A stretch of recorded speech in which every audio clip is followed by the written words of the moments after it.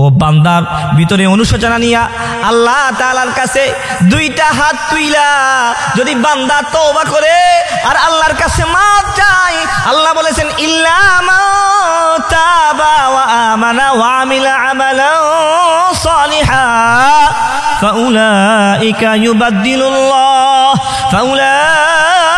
ইউবাদদিলুল্লাহু সাইয়্যাতিহিম হাসানাত। আল্লাহ তাআলা বলেছেন আমার কোন বান্দা যদি তওবা করে, ঈমান আনে, আমলে সালেহ করে, আল্লাহ তাআলা বলেন আমি আমার ওই বান্দার জিন্দেগীর গুনাহ খাতা মাফ করে দিব। শুধু গুনাহ মাফ করবে এতটুকুই নয়, আল্লাহ তাআলা বলেন ফাউলাইকা ইউবাদদিলুল্লাহু সাইয়্যাতিহিম হাসানাত। আল্লাহ বলেন আমি আমার ওই বান্দার গুনাহগুলোকে নেক দ্বারা পরিবর্তন করে দিব। ওই যুবক আল্লাহর রাসূল সাল্লাল্লাহু আলাইহি ওয়াসাল্লামের সামনে বলতেছে ইয়া রাসূলুল্লাহ, যখন আমি ওই যুবতীর কণ্ঠে এই কথা শুনতেছিলাম তখন থেকে আমার মনে হইতেছে এই নিয়ে আমার উপর আল্লাহর গজব চলে আসলো, এই নিয়ে আমার উপর আল্লাহর আযাব চলে আসলো, এই কারণে আমি ভয়ে কান্নাকাটি করতেছি। আল্লাহর রাসূল সাল্লাল্লাহু আলাইহি ওয়াসাল্লাম ওই যুবকের কথা শুনে না কিন কর্তব্য বিমূল হয়ে গেছে। আল্লাহর রাসূল চিন্তিত হয়ে গেলেন, আশ্চর্য হয়ে গেলেন, এটা কেমন ঘটনা রে? আল্লাহর রাসূল বলেন তুমি তো তাহলে অনেক বড় জুলুম করে ফেলেছ, অনেক বড় গুনাহ করে ফেলেছ। এই কথা শোনার সাথে সাথে ওই আল্লাহর বান্দাটা, ওই যুবকটা সাথে সাথে দৌড়াইয়া আল্লাহর রাসূলের সামনে থেকে চলে গেছে, পাহাড়ের পাদদেশে চলে গেছে। পাহাড়ের পাদদেশে গিয়া আল্লাহ তাআলার কাছে বলতেছে আল্লাহ আমি অনেক বেশি জুলুম করে ফেলেছি, অনেক বড় গুনাহ করে ফেলেছি, আল্লাহ আল্লাহ গো তুমি আমাকে ক্ষমা করে দাও। তোমার দরজা ছাড়া তো আমার কোনো আর দরজা নাই। তোমার রাসূলের দরবারে গেছি, রাসূল আমাকে বলছে আমি বড় গুনাহ করে ফেলেছি। আল্লাহ হায়া তারি है कि तेरे सामने, हया तारी है कि तेरे सामने किस तरह आऊं ना आऊं तू दिले मुझतर कुली कर फिर कहाँ जाऊं। আল্লাহর কাছে ওই যুবক বলে আল্লাহ দুনিয়ার সমস্ত দরজা আমার জন্য বন্ধ হয়ে গেছে, শুধুমাত্র আপনার দরজা আমার জন্য খোলা। আল্লাহ আপনি যদি আমাকে ক্ষমা না করেন কেউ আমাকে ক্ষমা করতে পারবে না। আল্লাহ এভাবে ওই যুবক দীর্ঘ 40 দিন পর্যন্ত আল্লাহ তাআলার কাছে নামাজ পড়ছে, কান্নাকাটি করছে, দোয়া করছে। 40 দিন পর আল্লাহর রাসূলের কাছে আল্লাহ তাআলা আসমান থেকে হযরত জিবরাইল আমিন আলাইহিস সালাতু ওয়াস সালামকে দিয়া পাঠিয়ে দিয়েছেন। হযরত জিবরাইল আইসা বলতেছে ইয়া রাসূলুল্লাহ আল্লাহ তাআলা আমাকে আপনার কাছে পাঠাইছে। আল্লাহ তাআলা জিজ্ঞাসা করছে মানুষকে কি আপনি বানাইছেন না আল্লাহ তাআলা বানাইছে? আল্লাহর রাসূল বলেন আল্লাহ মানুষকে তো আপনি বানাইছেন। 2 নম্বর হযরত জিবরাইল আমিন আলাইহিস সালাতু ওয়াস সালাম আল্লাহর রাসূলকে বলে আল্লাহ তাআলা আমাকে আপনাকে জিজ্ঞাসা করতে বলছেন মানুষের রিজিক কি আপনি দেন না আল্লাহ তাআলা দেয়? আল্লাহর রাসূল বলে মানুষের রিজিক তো আল্লাহ তাআলা দেয়, আমার রিজিকও আল্লাহ তাআলা দেয়।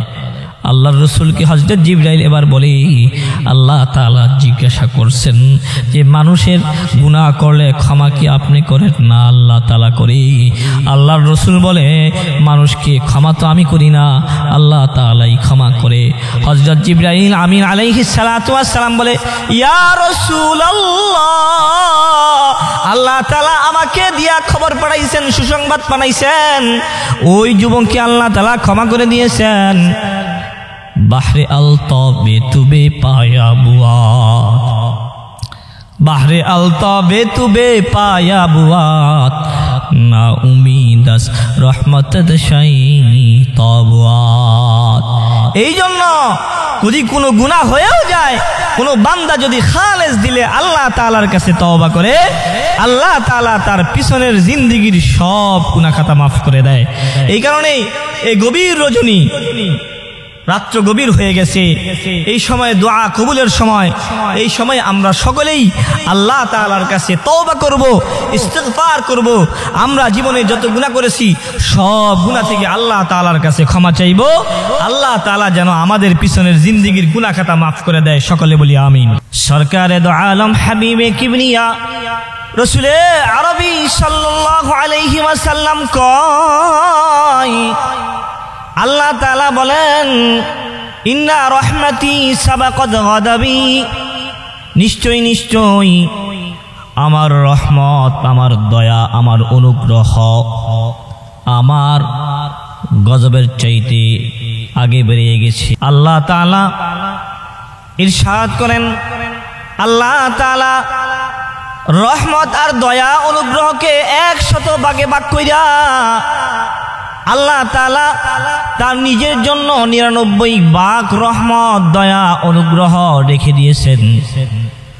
আর 1 ভাগ দয়া, অনুগ্রহ, ভালোবাসা পৃথিবীতে যত ইনসান আছে, যত জিন আছে, যত চতুষ্পদ জন্তু আছে, যত হিংস্র প্রাণী আছে, যত সাপ বিচ্ছু কীট পতঙ্গ আছে, সব প্রাণীকে, সব সৃষ্টিকে আল্লাহ তাআলা 100 ভাগের 1 ভাগ দয়া আর অনুগ্রহ দান করেছেন। বাকি 99 ভাগ দয়া আর অনুগ্রহ আল্লাহ তাআলা নিজের জন্য রেখে দিয়েছেন। ও বাবা, দিলের কান লাগায়া শোনো বাবা, এই 1 ভাগ দয়া আর অনুগ্রহের কারণে তোমার মা তোমাকে কত বেশি আদর করে, তোমার বাবা তোমাকে কত বেশি আদর করে। তোমার বাবা সারাদিন রিক্সা চালায়, তোমার প্রতি দয়া আর অনুগ্রহ তোমার বাবার এত বেশি, বাবা সারাদিন বাবা রিক্সা চালায়। রিক্সা চালানোর পর দুপুরবেলা যখন খাবারের সময় হয়ে যায়, বাবা 50 টাকা খরচ করে নিজে খাবার না খাইয়া এই টাকাগুলো পকেটে রেখে দেয়। কারণ কি? তার কারণ এই টাকা দিয়া তোমাকে আমাকে লালন পালন করবে, তোমার আমার খরচ, আমার জন্য তোমার জন্য বাবা খরচ করবি। এই যে বাবার দিলে এত মায়া, এই মায়া আল্লাহ তাআলা যে তার দয়া আর অনুগ্রহকে 100 ভাগের 1 ভাগ সারা দুনিয়ার সমস্ত মানুষকে, জিন ইনসানকে, চতুষ্পদ জন্তুকে, হিংস্র প্রাণীকে, সাপ বিচ্ছুকে মিলাই দিয়েছে। সেখান থেকে একটু দয়া তোমার বাবা কতটুকু ভাগ পেয়েছে। এই ভাগ পাওয়ার পরে যদি তোমার বাবার ভিতরে এত দয়া হয়ে যায়, তোমার মার ভিতরে যদি এত দয়া হয় যে মা নিজের জীবন দিয়ে দেয়, মা সন্তানের শরীরে একটা কাটার আঘাত লাগবে, একটা সুয়ের আঘাত লাগবে, এটা সহ্য করে না। সন্তানের জন্য মা তার জীবনকে উৎসর্গ করে দেয়, তারপরেও সন্তানের উপর কোনো আঘাত আসবে সেটা মা দেয় না। এই 100 ভাগের 1 ভাগ দয়ার এর প্রভাব যদি এতটুকু হয়ে থাকে, তাহলে যে আল্লাহ তাআলা নিজের জন্য 99 ভাগ দয়া আর অনুগ্রহ রেখেছেন, ওই আল্লাহ তাআলা বান্দার প্রতি কি পরিমাণ মোহাব্বত আর ভালোবাসা তার ভিতরে আছে। সুবহানাল্লাহ, সুবহানাল্লাহ। এই কারণেই আল্লাহ তাআলা বান্দাকে অনেক বেশি ভালোবাসে। বান্দাকে জান্নাত দেওয়ার জন্য জাহান্নাম থেকে বাঁচানোর এক উসিলা আল্লাহ তাআলা খুঁজতে থাকবে হাসরের ময়দানে। বান্দাকে যেন কোনো না কোনো ভাবে জান্নাতে যাওয়া যায়, সে উসিলা যেন আল্লাহ পেয়ে যায়, সে সুযোগ আল্লাহ তাআলা খুঁজতে থাকে। কিতাবের মধ্যে আসছে, হাসরের ময়দান যখন কায়েম হয়ে যাবে, আল্লাহ তাআলা কিন্তু এই দিন গফফার রূপ ধারণ করে বসবে না। আল্লাহ তাআলা কহার রূপ ধারণ করে বিচারকের সিংহাসনে বসবে। কোন পৃথিবীর কোন মানুষ আল্লাহর আদালতে দাঁড়াইয়া হিসাব নিকাশ দিয়া সে ব্যক্তি জান্নাতে যাইতে পারবে না, সেই শক্তি তার নাই। এ কারণে সরকারে দো আলম হাবিবে কিবরিয়া শিখাইছেন উম্মতদেরকে।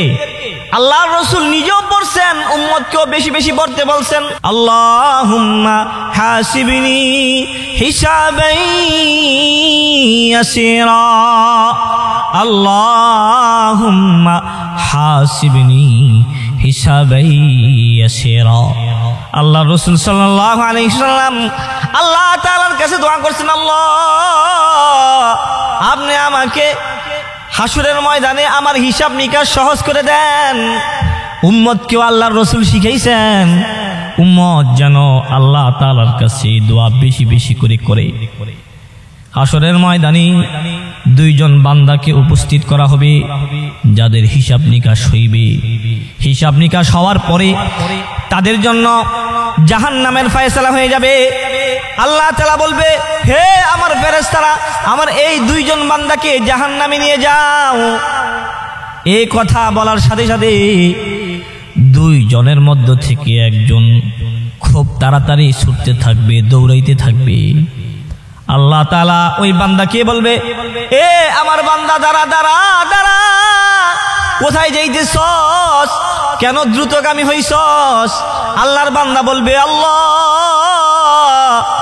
আপনার ভয়ে আমি তাড়াতাড়ি করতেছি, না জানি আপনি আরো বেশি ভর্ৎসনা করেন, আরো বেশি আযাবের কথা বলেন, এই কারণে আপনার হুকুম পালনার্থে আমি দৌড়ে আজ জাহান্নামের দিকে যাইতেছি।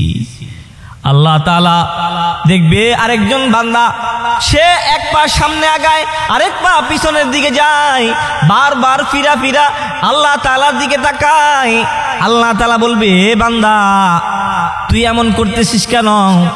এক কদম সামনে যাইতেছস, দুই কদম পিছনে আসতেছস, কারণ কি? বান্দা বলবে, আল্লাহ আপনি তো বলেছেন ইয়া ইবাদিয়াল্লাযীনা আসরাফু, ইয়া ইবাদিয়াল্লাযীনা আসরাফু আলা আনফুসিহিম লা তাকনাতু মির রাহমাতিল্লাহ, ইন্নাল্লাহা ইয়াগফিরুয যুনুবা জামিআ, ইন্নাহু হুয়াল গফুরুর রহিম। আল্লাহ আপনি তো বলেছেন আপনার রহমত থেকে যেন আমরা নৈরাশ না হই। আল্লাহ আল্লাহ গো, আমি সামনে এক কদম আগাইতেছি আর পিছনের দিক দিকে বারবার তাকাইতেছি আর মনে মনে চিন্তা করতেছি, দেখি আমার মাওলা মাবুদ আমাকে ক্ষমা করে কিনা। আল্লাহ তাআলা ফেরেশতাদেরকে বলে, এ আমার ফেরেশতারা শোন শোন, আমার এই যে দুইজন বান্দাকে আমি জাহান্নামে ঢুকানোর জন্য আদেশ করছি, আমি আমার এই দুই বান্দাকে মাফ করে দিলাম। সুবহানাল্লাহ। বাহরে আলতা বেতুবে পায়া বুয়াদ, বাহরে আলতা বেতুবে পায়া বুয়াদ, না উম্মীদ আজ রহমতত শাইতাবুয়াত, না উম্মীদ আজ রহমতত শাইতাবুয়াত। মাগফিরাত দা রদ উম্মীদ আদ লুৎফতু, মাগফিরাত দা রদ উম্মীদ আদ লুৎফতু, যাকে খুদ ফরমুদাই লা তাকনাতু। আল্লাহু আকবার, আল্লাহু আকবার। আল্লাহ তাআলা বান্দার প্রতি এই পরিমাণ অনুগ্রহ আর দয়া করবেন। এই কারণেই আল্লাহ তাআলার কাছে বেশি বেশি দোয়া করো, আল্লাহুম্মা হাসিবনি হিসাবান ইয়াসিরা। হাসরের ময়দানে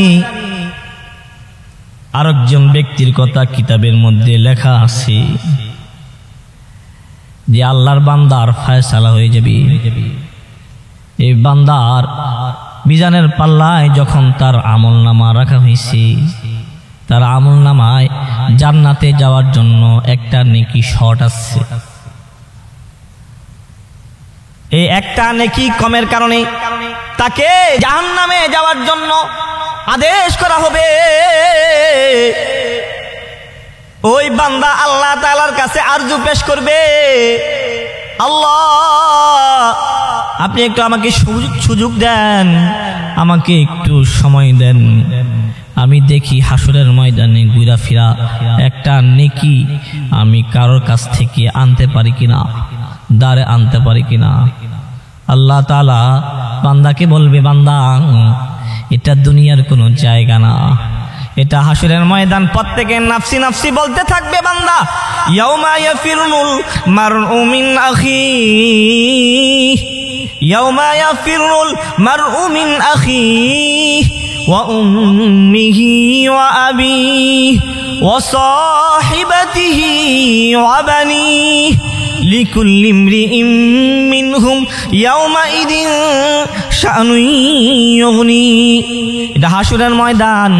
ও বান্দা, তোর মা তোর থেকে পলায়ন করবে, তোকে নেকি দিবে না। তোর বাবা তোর কাছ থেকে পলায়ন করবে, তোকে কোনো নেকি দিবে না। ভাই ভাইকে চিনবে না, ভাই থেকে পলায়ন করবে। বন্ধু বন্ধু থেকে পলায়ন করবে। বিবি স্বামী থেকে পলায়ন করবে। কেউ কাউকে চিনবে না। প্রত্যেকের নাফসি নাফসি বলবে। ও বান্দা, তুই কারো কাছ থেকে নাকি পাবি না, কিন্তু তারপরও যেহেতু তুই বলতেছস, যা তোকে অনুমতি দেওয়া হলো। আল্লাহ তাআলার অনুমতি পাইয়া ওই বান্দা হাসরের ময়দানে এই কোনায় ওই কোনায় বিভিন্ন জায়গায় ঘুরতে থাকবে। মা সন্তানের পরিচয় দিবে না, বাবা সন্তানের পরিচয় দিবে না, বন্ধু বন্ধুর পরিচয় দিবে না। বাবা, দিলের কান লাগায় শুনো রে বাবা, কার জন্য মেহনত করতেছ? কেউ কাউকে চিনবে না। সন্তান আপনাকে চিনবে না, আপনার বিবি আপনাকে চিনবে না, আপনার বন্ধু আপনাকে চিনবে না, ভাই ভাইকে চিনবে না। প্রত্যেকে নাফসি নাফসি বলতে থাকবে। ওই গুনাহগার ব্যক্তি, যে ব্যক্তিটা একটা নেকির কারণে সে জান্নাতে যাইতে পারতেছিল না, সে হাসরের ময়দানে ব্যর্থ হইয়া আবার ফিরে আসতে থাকবে। এমন সময় হঠাৎ করে আল্লাহর একজন বান্দার সাথে সাক্ষাৎ হয়ে যাবে। ওই বান্দার মাত্র একটা নেকি আছে, আর সব গুনাহ গুনাহ। ওই আল্লাহর বান্দা তাকে বলবে, ভাই তুমি কি খুঁজতেছ? বলে, আল্লাহর বান্দা, তোমার কাছে বললে কি লাভ হবে নি? বলে, বলো না দেখি। বলে, আমার তো নেকি আছে, কিন্তু একটা নেকির কারণে আমি জান্নাতের ভিতরে ঢুকতে পারতেছি না। যদি একটা নেকি হয় তাহলে আমি জাহান্নাম থেকে বাইচা জান্নাতের ভিতরে ঢুকতে পারবো। ওই আল্লাহর বান্দা যার কাছে শুধু একটা মাত্র নেকি আছে, সে মনে মনে চিন্তা করতেছে, হায় হায়, আমার তো শুধুমাত্র একটা নেকি, এই এক নেকি দিয়ে আমি জান্নাতে যাইতে পারবো না। তাহলে শুধু শুধু এই একটা নেকি দিয়া লাভ কি? আমি যদি আমার এই ভাইকে একটা নেকি দিয়ে দিই, তাহলে তো আমার এই ভাই একটা নেকি পাইয়া সে জান্নাতে যাইতে পারবে।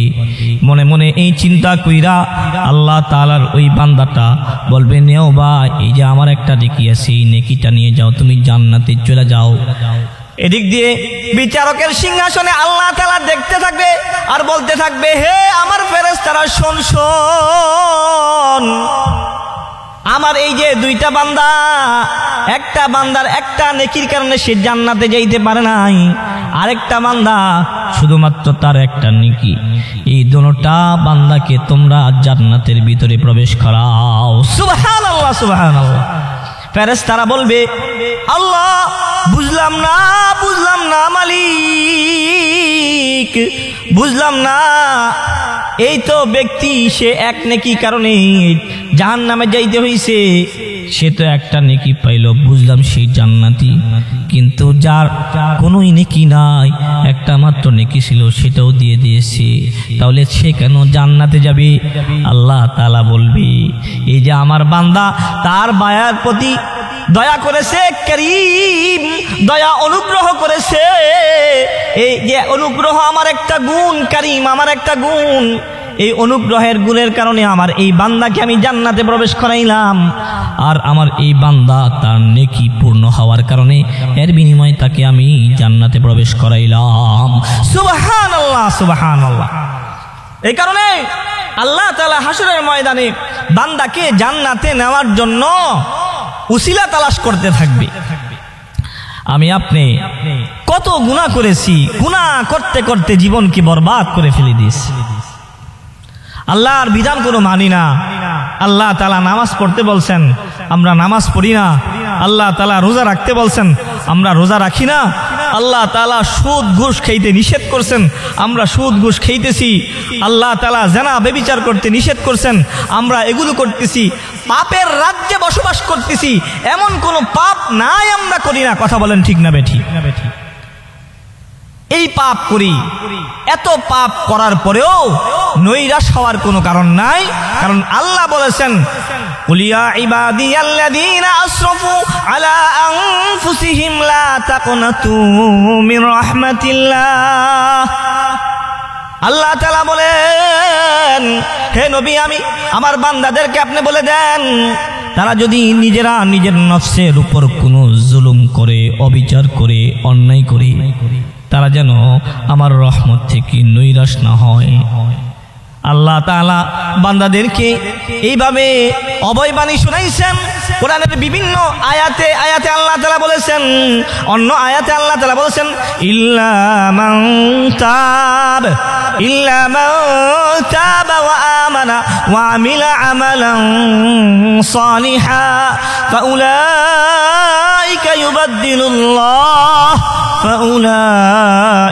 ইউবাদদিলুল্লাহু সাইয়্যাতিহিম হাসানাত ওয়া কানাল্লাহু গফুরুর রহিমা। আল্লাহ তাআলা বলেছেন, কোন বান্দা যদি পাহাড় পরিমাণ গুনাহ করে ফেলে, গুনাহ করতে করতে করতে করতে যদি জীবনকে বরবাদ করে ফেলে, অবশেষে একটা বার যখন তার ভিতরে অনুশোচনা চলে আসে, ওয়াল্লাযীনা ইযা ফাআলু ফাহিশাতান আও যালামু আনফুসাহুম যাকারুল্লাহ ফাস্তাগফিরু লিযুনুবিহিম।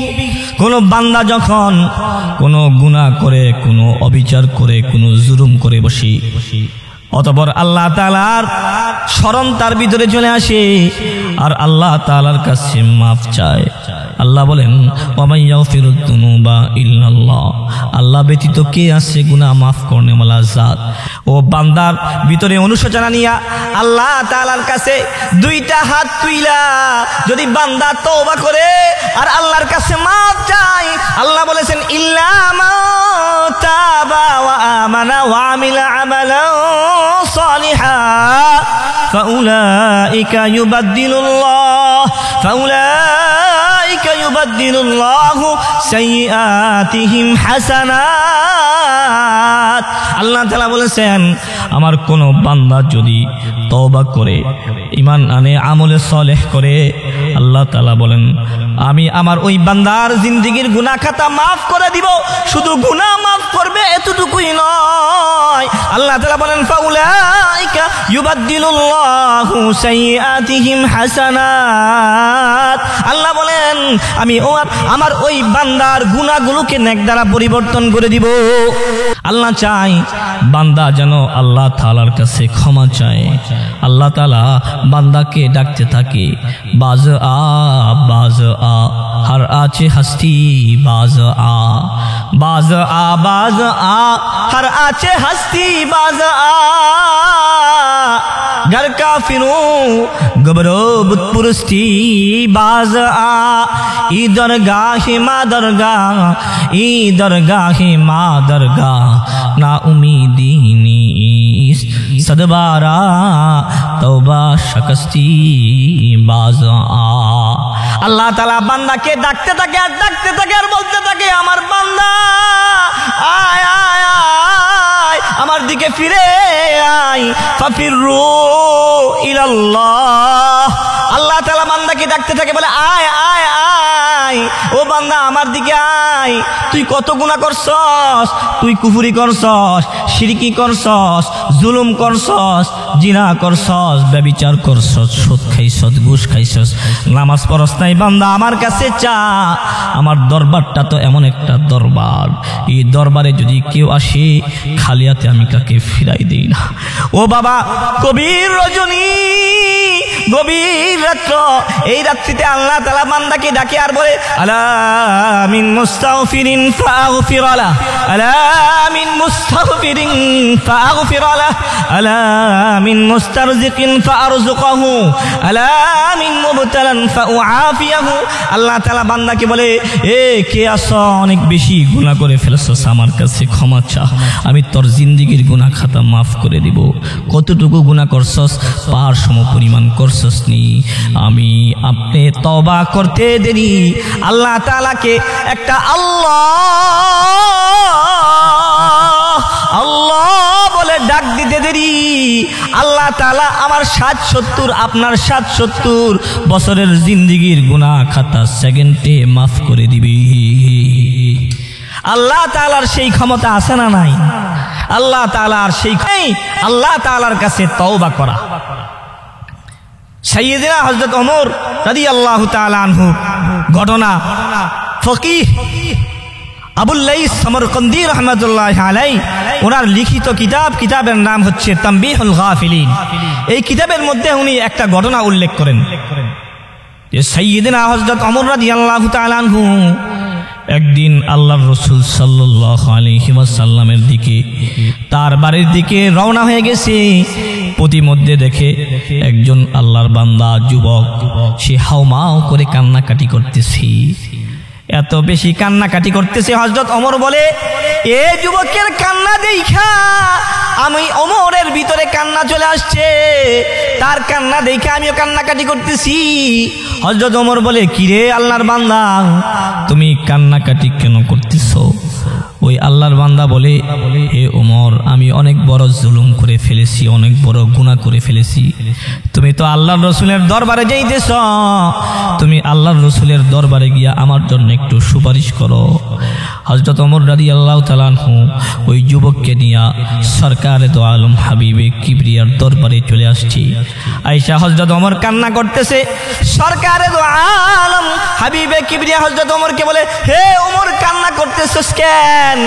আল্লাহর রাসূলের কাছে হযরত ওমর বলে ইয়া রাসূলুল্লাহ, আমি রাস্তায় আসতেছিলাম, প্রতিমধ্যে দেখি একজন আল্লাহর বান্দা অনেক বেশি কান্না করতেছে, তার কান্নার কারণে আমারও ভিতরে কান্না চলে আসছে। বলে তাকে নিয়ে আসো। আল্লাহর রাসূলের সামনে ওই যুবককে নিয়ে আসলো। হযরত রাসূল আরবী সাল্লাল্লাহু আলাইহি ওয়াসাল্লাম ওই যুবককে বলে এ আল্লাহর বান্দা, তুমি কান্নাকাটি করো কেন? ওই ব্যক্তি বলে ইয়া রাসূলুল্লাহ, আমি অনেক বড় জুলুম করে ফেলেছি, অনেক বড় গুনাহ করে ফেলেছি, এই কারণে কান্না করতেছি। আল্লাহর রাসূল বলে এ যুবক, তোমার গুনাহ বড় না, আল্লাহ তাআলার আরশ বড়। ওই যুবক বলে আল্লাহ তাআলার আরশের চাইতেও আমার গুনাহ বড়। আল্লাহর রাসূল বলে তাহলে তোমার গুনাহ বড় না, আল্লাহ তাআলার কুরসি বড়? ওই যুবক বলে ইয়া রাসূলুল্লাহ, আমার গুনাহ আল্লাহ তাআলার কুরসির চাইতে বড়। আল্লাহর রাসূল সাল্লাল্লাহু আলাইহি ওয়াসাল্লাম বলে তুমি কি শিরিক করেছো? নি বলেন না, আমি শিরিক করি নাই। তাহলে তুমি কি আল্লাহ তাআলার কোনো বান্দাকে অন্যায়ভাবে হত্যা করেছনি? বলে না, করি নাই। তাহলে এমন কোন গুনাহ করেছো যে গুনাহের কারণে তুমি বলতেছো আল্লাহ তাআলার আরশের চাইতে বড়, আল্লাহ তাআলার কুরসির চাইতে বড়, এমন কোন গুনাহ করেছো? ওই যুবক বলে ইয়া রাসূলুল্লাহ, আমি অনেক বড় জালেম, দীর্ঘ অনেক দিন পর্যন্ত আমি কাফন চুরি করি, কিন্তু কাফন চুরি করে আমার জীবিকা নির্বাহ করি। কিন্তু গত কিছুদিন পূর্বে আনসারী এক যুবতী মহিলা ইন্তেকাল করেছে, আমি তার কবরের ভিতরে ঢুকেছি তার কাফন চুরি করার জন্য। আমি যখন তার শরীর থেকে কাফনের কাপড়টা খুলছি, ওই সময় আমার ভিতরে আমার যৌবন, আমার খাহেসাত উতলে পড়ছে। আমি অন্যায়ভাবে ওই মৃত যুবতীর সাথে জেনায় লিপ্ত হয়েছি। জেনা করার পরে যখন আমি ফিরে চলে আসতেছিলাম, আমি কেমন জানি শুনতেছিলাম ওই যুবতী নারীটা আমাকে বলতেছে হে আল্লাহর বান্দা, তুমি তো সমস্ত মৃত মানুষের সামনে আমাকে উলঙ্গ কইরা রেখে গেছো। হাসরের ময়দানে আল্লাহর আদালতে আমি যখন উঠব, আমার গোসল ফরজ অবস্থায় আল্লাহ তাআলার আদালতে আমাকে উঠতে হবে। ওই যুবক আল্লাহর রাসূল সাল্লাল্লাহু আলাইহি ওয়াসাল্লামের সামনে বলতেছে, ইয়া রাসূলুল্লাহ, যখন আমি ওই যুবতীর কণ্ঠে এই কথা শুনতেছিলাম তখন থেকে আমার মনে হইতেছে এই নিয়ে আমার উপর আল্লাহর গজব চলে আসলো, এই নিয়ে আমার উপর আল্লাহর আযাব চলে আসলো। এই কারণে আমি ভয়ে কান্নাকাটি করতেছি। আল্লাহর রাসূল সাল্লাল্লাহু আলাইহি ওয়াসাল্লাম ওই যুবকের কথা শুনা কিন কর্তব্য বিমূঢ় হয়ে গেছে। আল্লাহর রাসূল চিন্তিত হয়ে গেলেন, আশ্চর্য হয়ে গেলেন, এটা কেমন ঘটনা রে? আল্লাহর রাসূল বলেন, তুমি তো তাহলে অনেক বড় জুলুম করে ফেলেছ, অনেক বড় গুনাহ করে ফেলেছ। এই কথা শোনার সাথে সাথে ওই আল্লাহর বান্দাটা, ওই যুবকটা সাথে সাথে দৌড়াইয়া আল্লাহর রাসূলের সামনে থেকে চলে গেছে, পাহাড়ের পাদদেশে চলে গেছে। পাহাড়ের পাদদেশে গিয়া আল্লাহ তাআলার কাছে বলতেছে, আল্লাহ, আমি অনেক বেশি জুলুম করে ফেলেছি, অনেক বড় গুনাহ করে ফেলেছি। আল্লাহ গো, তুমি আমাকে ক্ষমা করে দাও। তোমার দরজা ছাড়া তো আমার কোনো আর দরজা নাই। তোমার রাসূলের দরবারে গেছি, রাসূল আমাকে বলছে আমি বড় গুনাহ করে ফেলেছি।